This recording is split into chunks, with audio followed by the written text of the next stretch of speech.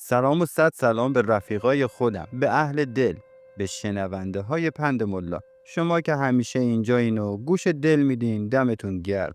امشب یه قصه دارم براتون از دل تاریخ، از قصری که سقفش طلا بود ولی دلش سیاه‌تر از قیر. بشین کنارم که امشب چراغا خاموشه و فقط صدای من کنار توه. یه روزگاری بود خیلی دور توی شهری که الان فقط یه اسم ازش تو کتاباست. یه پادشاه حکمرانی میکرد به اسم جمشید. نه اون جمشیدی که مهربون بود، نه اون که به حرف پیرزنای شهر گوش میداد. نه داداش، جمشید خان ما از اونایی بود که اگه گرسنه بودی به جای نون شلاق میداد. اگه پیرمردی میگفت نون ندارم، میگفت مملکت من جای ضعیف نیست، برو بمیر. یه همچین پادشاهی. قصرشو نگم براتون، از سنگ مرمر سفید با ستونهایی که روشون نقش اژدهای طلایی بود. سقفش پوشیده از برگ طلایی بود، اما دلش سردتر از زمستون کوهستان بی برف. مردم چی؟ نفس نمیکشیدن بی اجازه. یک کاسب اگه گرون میفروخت میگفت بیا مالیاتتو بده، ولی اگه نون ارزون میفروخت میگفت تو علیه دربار شورش کردی و بندازنش زندان.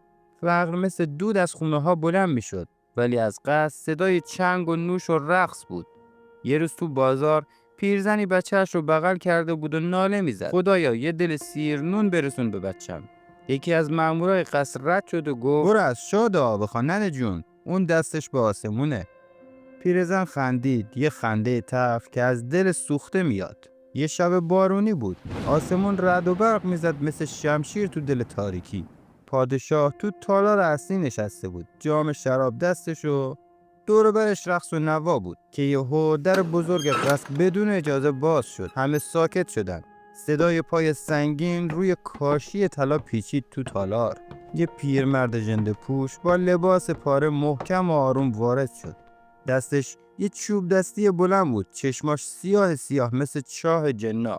سربازا خواستن بگیرنش. پادشاه گفت وایسید. با لبخند مسخره پرسید پیرمرد تو کی که بی دعوت اومدی؟ پیرمرد فقط یه جمله گفت با صدای بم و سنگین: من اومدم صدات رو بشنوم، قبل از این که دیگه هیچ کس نخواد صدات رو بشنوه. جمشید خندید. منو تهدید میکنی؟ من شاه این سرزمینم. پیرمرد یه قدم جلو اومد. تو شاهی؟ ولی تا کی؟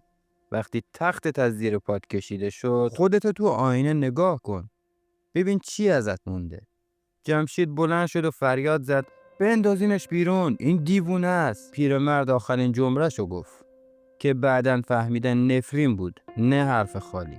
از امشب هرچی بالا بودی پایین میری و هرچی نداشتی مجبوری گداییش کنی.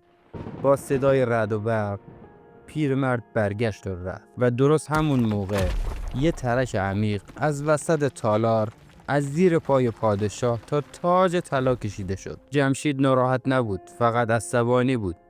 فکر میکرد پیرمرد یه دیوونه خیابون خواب بوده که اشتباهی اومده تو قصر. شب شد و همه رفتن، فقط خودش موند تو تالار، ولی خوابش نمیبرد. صدای زوزه باد می اومد. در خزانه باز شد. شعله‌های مشعل خاموش می شدن. یه آه از زیر زمین اومد، از کف تالار. جمشید سرش رو بالا گرفت. سقف ترک خورده بود. سنگ مرمر از گوشه ها می ریخت. گفت سرباز بیا اینجا. ولی صدایی نیومد. هیچ کس نیومد. صبح وزیر دربار دوید پیشش. قربان، شب یکی از انبارهای طلا آتیش گرفته. سربازا فرار کردن. گارد اصلی ناپدید شده. نصف خزانه دود شده رفته هوا. جمشید داد زد یعنی چی؟ چرا کسی جلوشو نگرفت؟ وزیر گفت انگار طلای تو انبار خاک بوده قربان. جمشید رفت خزانه. در بزرگ طلایی رو باز کرد و دید همه خاک خشک و داغ بودن، مثل خاک گور. اون روز مردم شهر یه چیز عجیب دیدن. پادشاه از قصر اومده بیرون ولی سایه نداشت. هر جا میرفت خورشید بالا بود ولی زیر پاش تاریکی نبود. مردم نگاش میکردن، بعضیا میترسیدن و بعضیا میگفتن لعنت شده، ولی هیچ کس جلو نمی اومد، هیچ کس سلام نمی کرد. اون شب پادشاه تنها خوابید. خدمه فرار کرده بودن. در قصر نیمه باز بود. نسیم سرد می اومد تو. نیمه شب صدای پا شنید، نه از راه رو، از دیوار. صدای زیر لب می گفت من پسر نونوا بودم که شلاق خوردم. من دختر پیرزن بودم که گرسنه مردم. من اون شب کنار رودخونه دفن شدم. جمشید از خواب پرید ولی خواب نبود. تو تالار سایه هایی میدید که تو هوا معلق بودن. تا صبح چشم به هم نذاشت. صبح روز بعد جمشید با جامعه سلطنتی رفت بازار. ولی کسی نگاش نکرد. یه پیرمرد رد شد و گفت این لباسا رو از کجا دزدیدی؟ یه سرباز گفت تو کی هستی؟ شاه کجاست؟ جمشید گفت من شاهم. جمشید خان خودمم. سرباز خندید. ببینین دیوونه رو. شاه تو قصره. تو کی؟ برو گم شو. پادشاه از همه جا و همه کس رونده شده بود. شب تو قصر تنها وسط تالار نشسته بود که صدایی از تاریکی گفتم بهت وقتی از تخت بیفتی زمین سفتر از تاجه. جمشید برگشت ولی کسی نبود. فقط رد پای خیس روی سنگ مرمر ترک خورده. جمشید با لباس سلطنتی و تاج سنگین تو خیابونها گم شده بود. کسی صدای شاه قبلی رو نمیشناخت. نه نوکرها، نه مردم، حتی خودش هم بعضی وقتا فراموش میکرد کی بوده. غرور پادشاهی اجازه نمیداد قبول کنه سقوط کرده. میگفت من پادشاهم. هیچ کس حق نداره منو دست کم بگیره. ولی مردم وقتی دست دراز میکرد برای کمک نگاه میکردن و میگفتن دروغ نگو، تو یه گدای بیریختی. شبها کابوس میدید. قبرهایی که باز میشدن و مردگان با چهرههای خشمگین نگاهش میکردن.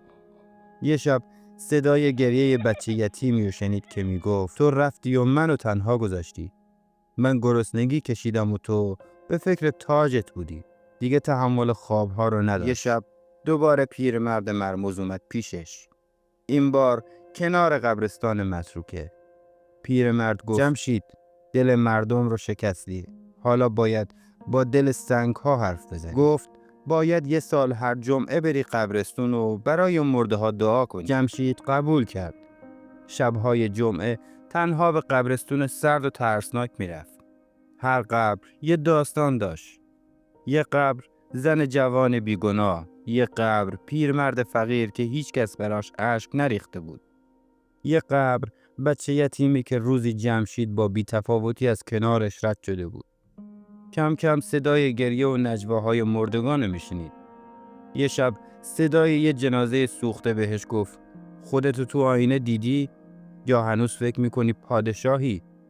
جمشید فهمید که این سفر فقط بخشیدن دلهای شکسته نیست. باید خودش رو هم پاک کنه. شب به شب بیشتر به اشتباهاتش فکر میکرد. خاطرات بد و ظلمهای جلوی چشمش مثل فیلم تکراری پخش میشد.